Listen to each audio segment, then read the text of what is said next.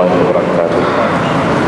Bismillahirrahmanirrahim. Alhamdulillahirabbil alamin wassalatu wassalamu ala asyrafil mursalin sayyidina wa maulana Muhammadin wa ala alihi wa sahbihi ajma'in. Kita baca ayat 110. A'udzu billahi minasy syaithanir rajim. Bismillahirrahmanirrahim. Wa nuqallibu afidatahum wa absarahum kama lam yu'minu bihi awwala marrah wa nadharuhum fi tughyanihim ya'mahun. Sadaqallahul azim.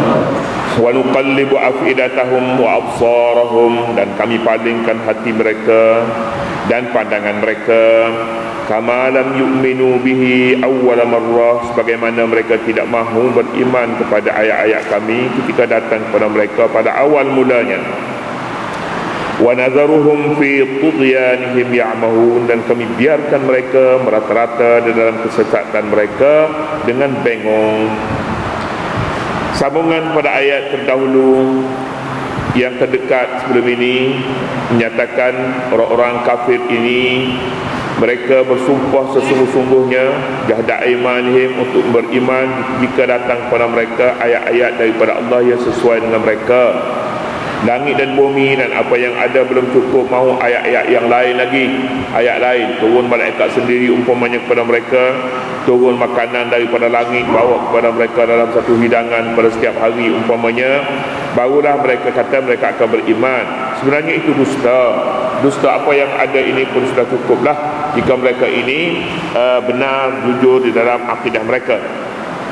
Ayat ini menyatakan orang-orang bukan Islam ni, orang kafir, orang yang mengingkari kebesaran Allah Subhanahu wa taala, ialah mereka yang sudah rosak fitrah. Rosak fitrah. Manusia fitrahnya, jika fitrahnya bersih, dia akan subur sifat-sifat yang bersih dan akhlak yang bersih. Akhlak seperti kita sebutnya ni akhlak pemurah, akhlak suka menolong, suka berkorban, benar, setia janji. Ini semuanya ni akhlak yang datang daripada fitrah suci. Fitrah, apabila fitrah kotor, hati kotor, yang paling kotor sekali syirik kepada Allah Subhanahu wa taala. Syirik kepada Allah Subhanahu wa taala yang mengotorkan fitrah suci. Oleh kerana itu fitrah ini pada hakikatnya dia satu sifat, satu proses fitrah, satu keadaan semula jadi di mana manusia wujud pada manusia sebelum daripada dia belajar, sebelum masuk sekolah lagi. Sebelum masuk sekolah, hatta pada orang jakun, orang yang tidak belajar, orang asli pun, fitrah ini ada pada mereka. Fitrah suka membantu, suka menolong, benar. Ini sifat-sifat ini fitrah ada pada semua orang. Tetapi apabila bergaul dengan masyarakat, dengan suasana yang kotor, syirik, dia akan menjangkiti yang dahulunya tidak suka berdusta. Dahulunya suka menolong, membantu, berkorban, umpamanya sudah tidak suka lagi, disebabkan dia telah bertukar mahkamahnya. Pertama sekali kita sebut ini mahkamatul fitrah, mahkamah hati suci. Ini disebutnya ni al-qalbu dalam bahasa Arabnya, al-qalbu. Dalam hadis pun disebutnya al-qalbu. Al-qalbu ini yang suci kalbunya, bukan kalbu ya. Kadang-kadang orang ni dia betul kaki dia kata qalb. Dia kata qalb. Qalbun anjing. Qalbun hati. Hati. Ejaan dalam bahasa Malaysia ni dia K semua. Qalbun pun K, qalbun pun K juga. Qalbun Q. Ni dia. Jadi mahkamah semula jadi pada manusia ini bebas tanpa tekanan sesiapa. Mahkamahnya ialah hati ini. Hati namanya al-qalbu. Al-qalbu ni kerajaan yang memerintah seorang manusia. Al-qalbu. Kemudiannya rakyat dia yang turut kehendak kerajaan ini ialah kepalanya, kaki, tangan, mata, telinga. Ini rakyat yang bekerja untuk hati. Untuk hati. Jika hati memberi arahan yang betul berdasarkan kepada fitrah sucinya, maka kaki, tangan, mata, telinga akan jadi betul seperti kehendak kerajaan yang memerintah.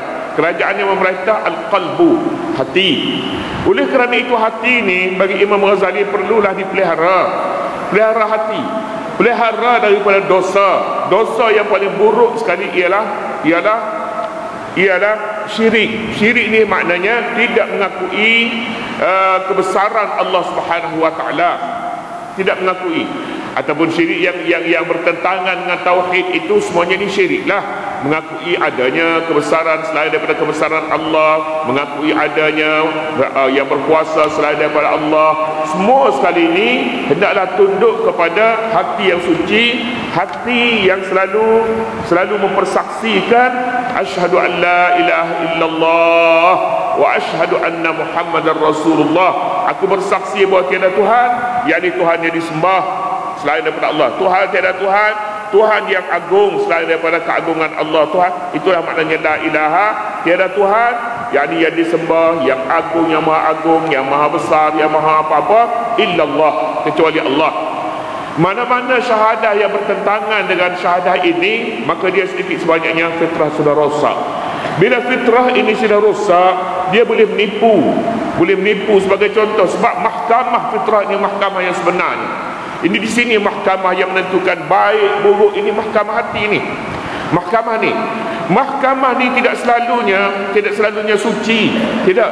Dosa adalah di antara perkara yang boleh merosakkan fitrah suci ini. Boleh merosakkan hati. Pertimbangan hatinya dahulunya dia kata buruk, tetapi bila ditekankan oleh satu suasana yang di luar suasana asli bagi hati ini, ya, dahulunya dia kata buruk, tiba-tiba dia boleh kata baik. Dia boleh ubah akibat daripada ditekan oleh suasana, oleh persekitaran. Prinsipnya ada apabila bertukar daripada tauhid kepada prinsip-prinsip yang lain daripadanya, maka hati ini akan turut berubah. Semua ukuran berubah habis, baik buruk, dosa, pahala, benar, lagi pulanya akhlaknya dengan segeranya boleh bertukar. Sebab itulah kita diajak oleh Nabi sallallahu alaihi wasallam dalam doa pada akhir tasyahud. Kita diajar dan kita membaca, ya muqallibal qulub tsabbit qalbi ala dinika wa ala ta'atika subhanaka inni kuntu minaz zalimin. Ya muqallibal qulub, wahai Tuhan yang membalik-balikkan hati, tsabbit qalbi ala dinika, tetapkan hati ini, hatiku di atas agamamu, wa ta'atika, dan ketaatan kepadamu. Bila hati ini tetap di atas agama, tetap di atas fitrah sucinya, maka pada ketika itu ukuran tidak akan berubah. Pagi ini dia kata baik, petang pun dia kata baik juga. Tetapi bila hati yang berubah, syair kata wa bal qalbu illa annahu yataqallabu. Hati ni nama dia hati. Dalam bahasa Arab al-qalbu makna dia berbalik-balik. Dia selalu bertukar-tukar. Hari ni dia kata hitam, besok dia kata kelabu pula. Lepas tu dia boleh tukar bila-bila masa saja mahkamah fitrahnya sudah rosak. Jadi oleh kerana itu, siapakah yang merosakkan ayat ni menyatakan wa nuqallibu afidatahum, kami palingkan. Paling di sini tukar, maknanya nuqallibu ni kami balikkan, tukar yang atas menjadi ke bawah, yang kiri jadi kanan. Nuqallibu, kami tukarkan hati mereka. Mengapa Tuhan tukar hati? Kalau begitunya salah siapa? Salah Tuhan lah. Tuhan tukar hati. Hati kita dulunya bersih, tiba-tiba Tuhan pergi calik, pergi conteng jadi hitam, jadi rosak. Begitukah? Tidak begitu.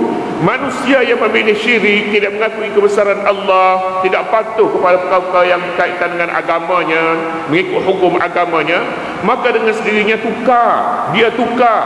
Bila dia tukar, kita selalu sebutnya Allah Subhanahu wa taala confirmkan, mensahkan. Dia tukar dulu. Bila dia tukar, Allah Subhanahu wa taala serahkan, ini pilihan kamu. Mengesahkannya ialah Allah Subhanahu wa taala. Kerana muamalah Allah dalam dunia ini adalah muamalah bebas manusia menentukan untuk dirinya. Dia nak cari pasangan hidupnya, dia nak cari barang-barang yang dia nak guna, dia nak cari barang-barang yang serasi dengannya. Dia punya pilihan. Allah menerima saja apa yang dia suka.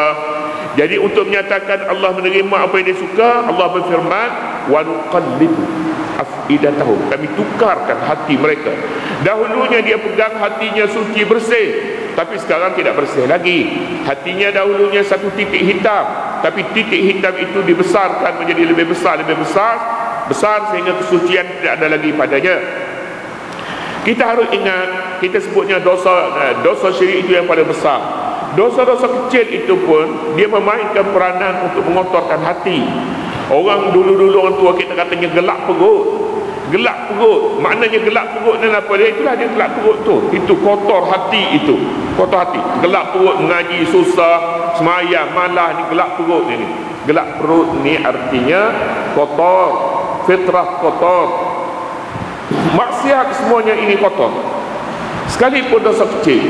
Kerana apa? Dosa kecil ini bila dibiarkan dia membenihkan segala dosa, membenihkan pelbagai dosa. Dulu satu dosa kita katakanlah dosa, antara dosa besar judi. Dulu dosa berjudi. Tetapi bila dia kekal dalam judi, dia boleh pergi kepada merampok, dia pergi kepada bunuh orang, dia boleh pergi habis, dia boleh pergi segala jenis dosa, tak ada lagi yang tidak boleh dilakukan, sebab dosa membenihkan dosa yang lain, membenihkan pelbagai jenis dosa. Jadi oleh kerana itu satu dosa taklah segera dihapus, sekalipun dosa itu kecil. Dosa kecil bila lama yang kecil menjadi besar, yang kecil menjadi besar, yang besar bertambah 1 bertambah 2, daripada 2 bertambah kepada 3 hinggalah seterusnya. Dia beranak dosa. Jadi oleh kerana itu tidak ada satu jalan yang boleh membersihkan seorang ialah selain daripadanya taubat. Bersihkan ini, bersihkan segala karat-karat dosa ini, sentiasa bersih supaya fitrah suci kekal di atas kesuciannya. Kita baca dulu sejarah dulu dalam peperangan Uhud dulu. Peperangan Uhud tentera Islam kalah. Mengapa kalah? Kalah kerana banyak dosa. Dosa yang pertama kerana ragu terhadap arahan Rasulullah. Arahan Rasulullah kita berperang di luar kota Madinah. Tetapi orang Ansar yang sudah menang dah dulu sekali dalam peperangan Badar, dia kata kita perang dalam Madinah sajalah supaya orang perempuan pun boleh ambil kerjasama, boleh memberi bantuan. Dia naik atas bumbung-bumbung, dia lemparlah batu, mana jika ada musuh datang dia boleh lontar dengan batu dari atas rumah dia. Berperang saja di sini. Nabi kata kita berperang di luar kita keluar ke Uhud. Keluarlah dengan penuh paksaan, tak sempat berperang, lari tinggal Nabi dan beberapa sahabat-sahabat yang kanan. Nabi pula je keluar arahan lagi pasukan pemanah hendaklah berada di lereng bukit, jangan bergerak di sini sampai ada kalah atau menang, tunggu di sini. Kerana bila berjaga berkawal di lereng bukit ini, kita tahu, kita nampak musuh datang satu demi satu dan kita boleh bertindak segera untuk menupaskan mereka. Tiba-tiba bila berperang, pada pusingan pertamanya menang. Bila menang, berebut harta ghanimah. Turun, Nabi katanya jangan berganjak, jangan bergerak daripada lereng bukit, turun ke kaki bukit untuk berebut harta ghanimah. Menyebabkan musuh pintas dari belakang dan merosak, memutuskan hubungan sahabat-sahabat tentera antara satu dengan lain, memutuskan terutama sekali dengan Nabi. Kalah dalam peperangan itu. Mengapa? Arahan Nabi diragui, arahan Nabi tidak dipakai. Akhirnya mereka kalah, dan nasib baik oleh kerana iman itu masih ada lagi, Allah maafkan daripada kesalahan ini. Walaqad afa ankum wallahu dzu fadlin 'alal mu'minin. Allah maafkan kepada mereka. Ingin kita sebutkan di sini, dosa dia melahirkan, satu dosa melahirkan beberapa dosa. Mengapa? Wa nuqallibu afidatahum, kami balikkan hati mereka disebabkan mereka syirik. Boleh jadi mereka syirik, mereka lakukan dosa-dosa yang lain pula. Wa absarahum, dan pandangan hati mereka, penilaian mereka habis kami tukarkan. Bila begitu, bagi seorang guru apabila ditukarkan hati, ditukarkan pandangan, dahulunya dia nak bagi berapa, ikut suka tak ikut skema markah, dah ada dia conteng begitu, dia buat, dia kuasa pun tidak. Pasal apa? Pasal dia sudah tidak ada amanah lagi pada ketika itu. Kama lam yu'minu bihi awwala marrah, sebagaimana mereka tidak beriman pada awal mulanya lagi. Soalannya begitu, padahal mereka orang yang beriman. Gelap dosa, hitam titik dosa ini menyebabkan mereka bertindak demikian. wa nadharuhum fi tughyanihim ya'mahun, dan kami tinggalkan mereka, kami biarkan mereka dalam kesesatan mereka meraba-raba. Ya'mahun, meraba-raba, itulah akhirnya.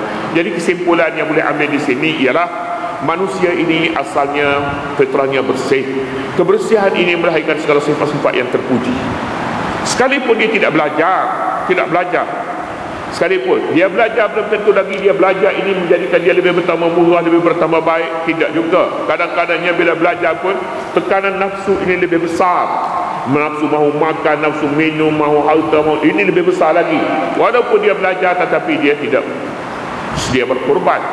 Namun demikian yang lebih suci, barangkali suci dalam kau ini orang jakun, orang asli. Mereka tidak ada, mereka dapat 1 ekor, mereka berkongsi makan ramai-ramai, tak ada nasiban besok. Dapat 1 ekor, kongsi ramai-ramai. Fitrah mereka, fitrah. Tetapi oleh kerana asasnya tidak tauhid, fitrah yang ada itu fitrah yang terconteng, yang sudah dicemar, yang sudah tidak ada agama. Penentuannya itu ialah fitrahnya saja, bukannya agama. Jadi oleh kerana itu ayat ini menyatakan akibat daripada dosa mereka itu kami tukarkan hati, kami balikkan mata pandangan mata hati sebagaimana mereka tidak beriman lagi, dan kemudian kami tinggalkan mereka meraba-raba. Mengapa tidak meraba-raba kalau sudah gelap mata hati dan agama pun sudah tidak ada?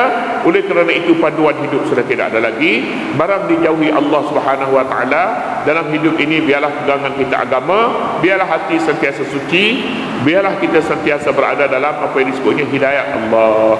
Ihdinas siratal mustaqim. Begitulah ayat 110 menyatakan kepada kita peranan hati dan tindakan yang seharusnya diambil berdasarkan kepada agama dan hati yang suci bersih. Walau annana anzalna Allah SWT.